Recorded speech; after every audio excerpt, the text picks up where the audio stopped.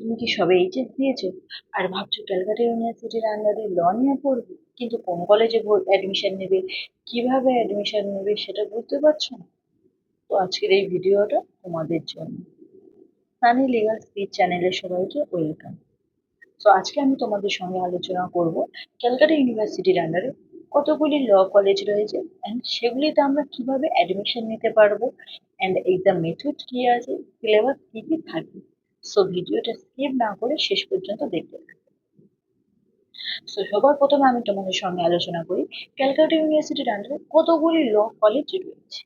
ক্যালকাটা ইউনিভার্সিটির আন্ডারে 14টি law college রয়েছে। 14টির মধ্যে 4টি গভর্নমেন্ট এবং বাকি 10টি প্রাইভেট। এই গভর্নমেন্ট কলেজগুলির মধ্যে রয়েছে department of law, Jogeshchandra Chowdhury law college, Surendranath law college and south Calcutta law college. এবার আমরা আসি প্রাইভেট কলেজগুলি।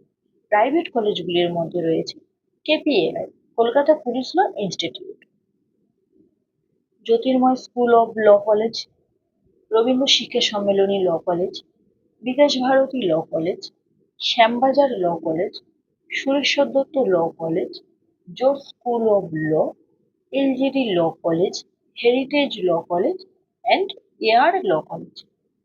টোটাল এই 14টি ল কলেজ রয়েছে ক্যালকাটা ইউনিভার্সিটির আন্ডারে।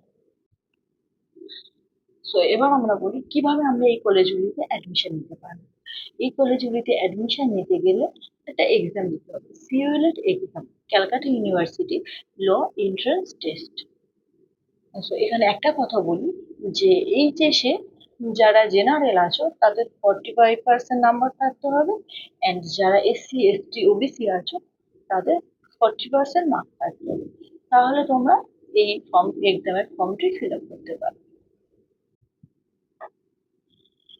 এবার আমরা বলি যে এক্সাম মেথড কি। এই এক্সামটি ওএমআর সিটে হবে। একটা কোশ্চেন 4টে করে অপশন থাকবে, যেটা সঠিক অ্যান্সার হবে সেটা ওএমআর এ সার্কেল করতে হবে। তো এই এক্সামটি একটা ভালো দিক আছে যে এই এক্সামে অন্যান্য এক্সামগুলোর মতো, অন্যান্য যে কম্পারেটিভ এক্সামগুলো হয় সেখানে নেগেটিভ মার্কিং থাকে, কিন্তু এই এক্সামে কোনো নেগেটিভ মার্কিং থাকে না। এটা একটা খুব ভালো দিক। এই এক্সামটি অফলাইনেই হবে। তো এতক্ষণ আমরা আলোচনা করলাম যে কোন কলেজে ভর্তি হব, কিভাবে ভর্তি হব, এক্সাম মেথড কি। তো এবার আমরা আলোচনা করব যে আমাদের সিলেবাস কি কি থাকবে। সবার প্রথমে বলি যে আমরা যখন এইচএসে একটা পার্টিকুলার সিলেবাস ছিল, যে এটা বায়োলজি, এখান থেকে বায়োলজি কোশ্চেন আসবে, এটা হিস্ট্রি, এখান থেকে হিস্ট্রি কোশ্চেন আসবে, এটা জিওগ্রাফি, এখান থেকে জিওগ্রাফি কোশ্চেন আসবে। কিন্তু এখানে পার্টিকুলার কোনো সিলেবাস নেই। এখানে পার্টিকুলার কোনো সিলেবাস নেই। তবে কি কি সাবজেক্ট আছে সেগুলো আমি তোমাদেরকে বলে দিই।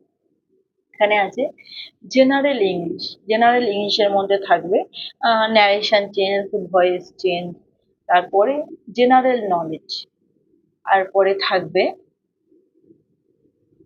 Current affairs. তারপরে আমাদের আছে ম্যাথামেটিকে নিউমেরিক্যাল অ্যাবিলিটি, যেটা আমরা 7-8 লাভ ক্ষতি, অংশীদারি কারবার, যেটা আমরা ইংলিশে profit and loss and partnership business বলে থাকি। আর আছে লজিক্যাল রিজনিং, এটা একটু নতুন। তো এই হলো আমাদের সিলেবাস। সো এই হলো আজকে আমাদের ভিডিওটি ভালো লেগে থাকলে একটি লাইক করে দিও, এবং এরকম আরো ভিডিও পেতে চ্যানেলটি সাবস্ক্রাইব করে রাখো। আর যদি কোনো কোশ্চেন থাকে তাহলে কমেন্ট বক্সে কমেন্ট করে যাও।